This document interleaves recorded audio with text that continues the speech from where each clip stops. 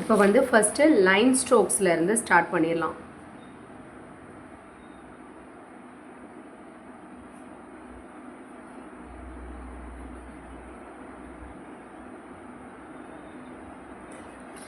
Line strokes ஒரு 12 types of line strokes இருக்குது. எத்தனை டைப்ஸ் இருக்குது? 12 டைப்ஸ் இருக்குது. First standing line. Top red லைனில் ஸ்டார்ட் பண்ணி தேர்ட் லைனில் முடிக்கணும்.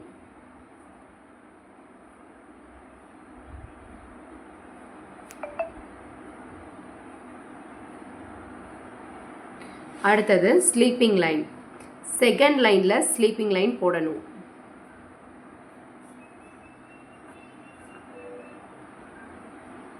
உங்களுக்கு தெரியணுன்றக்காக நான் டாட் வைக்கிறேன். Sleeping line. அடுத்தது ஸ்லாண்டிங் லைன். இதுதான் இருக்கிறதுலே ரொம்ப ரொம்ப முக்கியமானது. ஸ்லாண்டிங் லைன் பர்ஃபெக்டாக இருந்ததுன்னா உங்களுக்கு வந்து ஹேண்ட் ரைட்டிங் ரொம்ப நீட்டாக இருக்கணும். ஸ்லாண்டிங் லைன் ரைட் சைட்லேருந்து லெஃப்ட் சைட் கீழே வரணும். இதுவும் ரெட் லைனில் ஸ்டார்ட் பண்ணி தேர்ட் லைனில் ஃபினிஷ் ஆகணும்.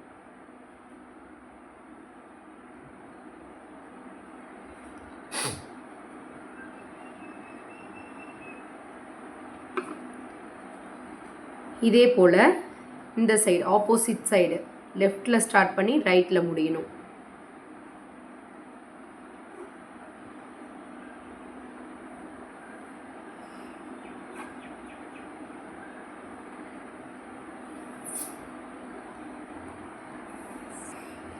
இப்போ நம்ம ஸ்லாண்டிங் லைன் பண்ணோம் இல்லைங்க, அதுலேயே வந்து tick mark slanting line follow பண்ணலாம். Tick mark go to red line. பசங்களுக்கு சொல்லி கொடுக்கும்போதே இந்த மாதிரி எந்த லைனில் ஸ்டார்ட் பண்ணுறோம், எங்கே டச் பண்ணுறோம் அப்படின்ற மாதிரி சொல்லி கொடுத்தோம்னா அவங்களுக்கு ரொம்ப ஈஸியாக இருக்கும், சீக்கிரம் புரிஞ்சுக்குவாங்க. திரும்பவும் tick mark start with third line go to red line. Tick mark start with third line go to red line. Tick mark start with third line go to red line. One finger gap. Tick mark start to third line go to red line. Tick mark start with third line go to red line. Tick mark start with third line go to red line. Tick mark start with third line go to red line. இந்த மாதிரி அவங்கக்கிட்ட சொல்லி கொடுத்துக்கிட்டே வந்து நீங்கள் எழுதி காட்டுங்க. அப்போ தான் அவங்களுக்கும் அந்த பழக்கம் வரும். அடுத்தது இதே டிக் மார்க் கொஞ்சம் சின்ன சைஸில், ஏன்னா நம்ம ஸ்மால் லெட்டர்ஸ்க்கு வந்து மேக்ஸிமம் இந்த டிக் மார்க்ஸ் தான் வந்து பயன்படுத்துவோமே. அதனால் அதை கிளியராக அவங்கள வந்து ஒரு 2 to 3 pages ஆகுது அவங்கள டிக் மார்க் ப்ராக்டிஸ் பண்ண வைங்க. அப்போ தான் உங்களுக்கு அந்த டிக் மார்க்னோட ஷார்ப்னஸ் நல்லா இருக்கும். ஸ்மால் சைஸ் டிக் மார்க் இது வந்து 2 பிளாக் லைன்ஸ், அந்த 2 ப்ளூ லைன்ஸ்குள்ளே வந்து இருக்கும். 1 finger gap 1 2 3 4. 1 finger gap 1 2 3 4. 1 finger gap 1 2 3 4. இது ரொம்ப இம்பார்ட்டண்ட், இது ரொம்ப இம்பார்ட்டண்ட். இந்த 2 லைன் ஸ்ட்ரோக்ஸும் அவங்களுக்கு கிளியர் ஆகாமல் நெக்ஸ்ட் ஸ்டெப் போகாதீங்க. இதுக்கு அடுத்து அதிகமாக பயன்படுத்தக்கூடிய இன்னொன்று இருக்குது. சேம் ஸ்லாண்டிங் லைனில் loop lines. Tick mark loop line. Tick mark loop line. Tick mark loop line. இது எல்லாமே ஸ்லாண்டிங்காக தான் இருக்கணும். Tick mark loop line. இப்போ இதே ரன்னிங்கில் எழுதலாம், இல்லை ரன்னிங்கில் பின்னாடி எழுதலாம். 1 finger gap tick mark loop line. Tick mark loop line. Tick mark loop line. Tick mark loop line. அந்த லூப் ஈவனாக இருக்கணும். பார்த்தாவே தெரியுதா? அந்த லூப் வந்து ஈவனாக இருக்கணும். 1 finger gap tick mark loop line. Tick mark loop line. Tick mark loop line. Tick mark loop line. இதுவும் ரொம்ப இம்பார்ட்டண்ட். இது வரைக்கும் நம்ம பார்த்ததெல்லாம் பேசிக் லைன் ஸ்ட்ரோக்ஸ். இன்னி நம்ம பார்க்க போகிறது running line strokes.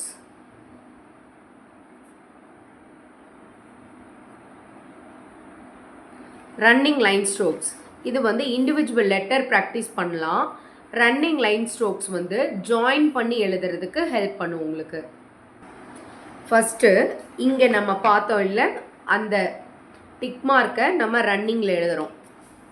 Small size tick மார்க்லேருந்து போயிடலாம். tick mark, slanting line, tick mark, tick mark, tick mark. One finger gap,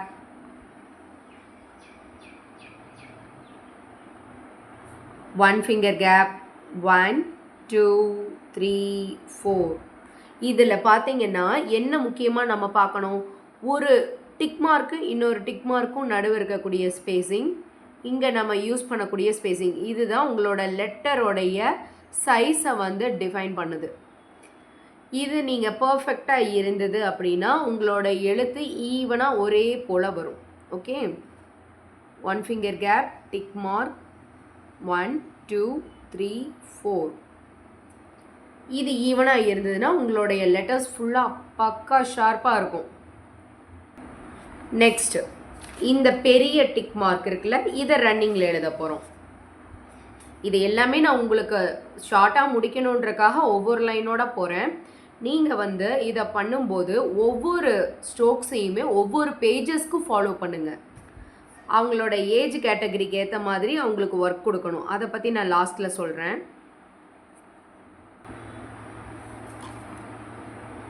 Tick mark, go to red line, slanting line.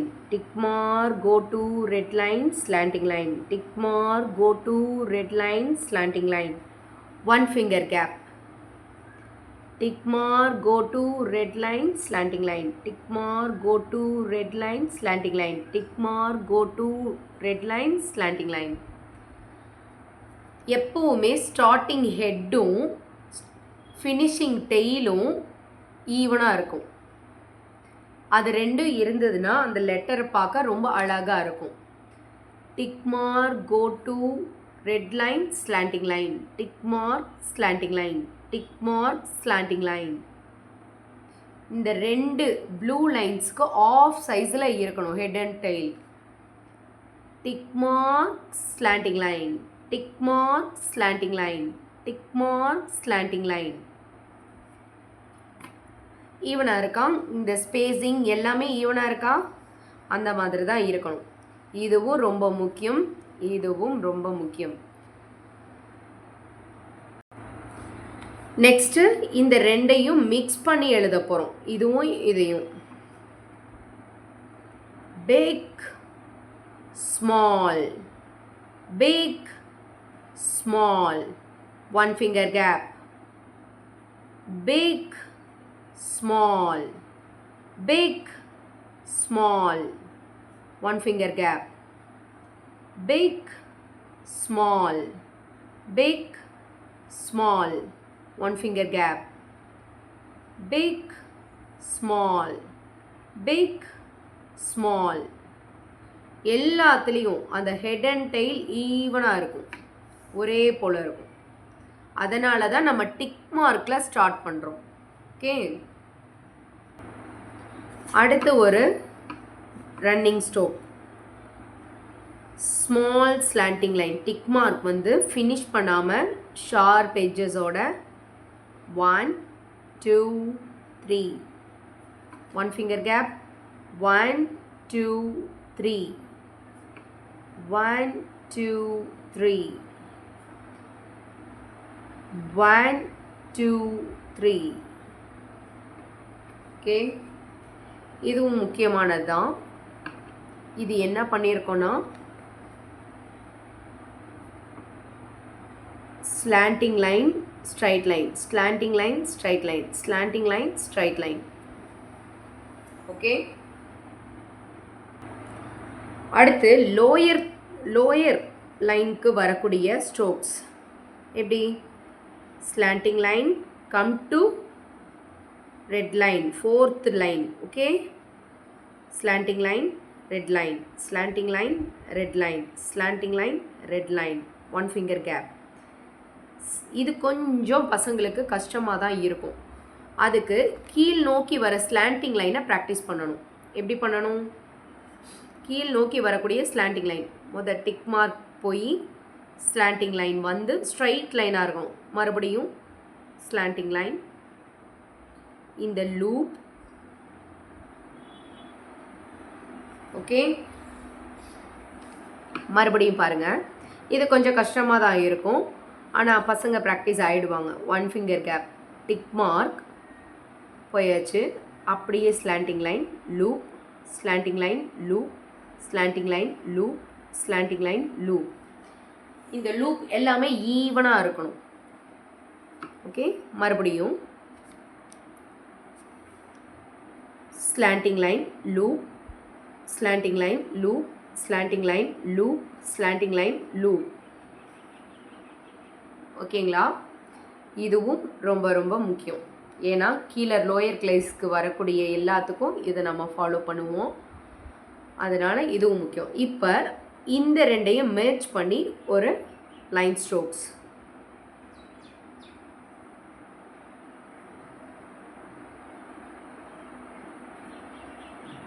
Small big, small big.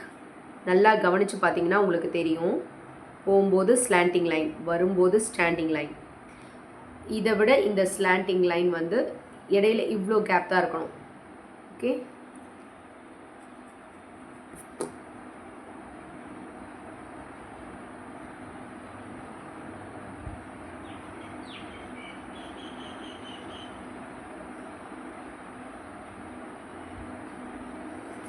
Line strokes practice ஆகிடுச்சுன்னா உங்களுக்கு letter ரொம்ப ஈஸியாக வரும்.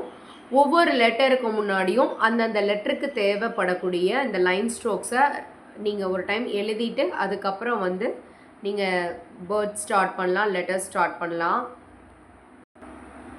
அடுத்தது இந்த loop line. இந்த loop லைனை வந்து நம்ம ரன்னிங்கில் எழுத போகிறோம்.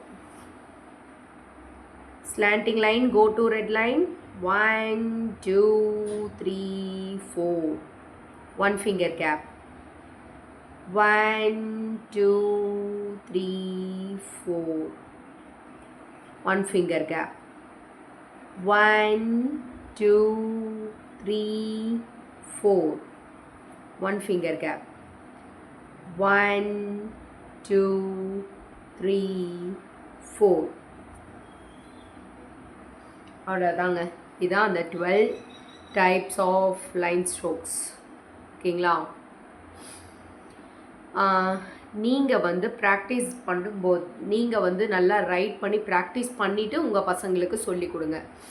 உங்களுக்கு கைப்பழக்கம் வந்து அதில் உங்களுக்கு என்ன ஸ்ட்ரகிள் பண்ணுறீங்களோ அதை நீங்கள் ஃபேஸ் பண்ணால் தான் வந்து பசங்க என்ன ஸ்ட்ரகிள் பண்ணுறாங்கன்னு உங்களுக்கு தெரியும்.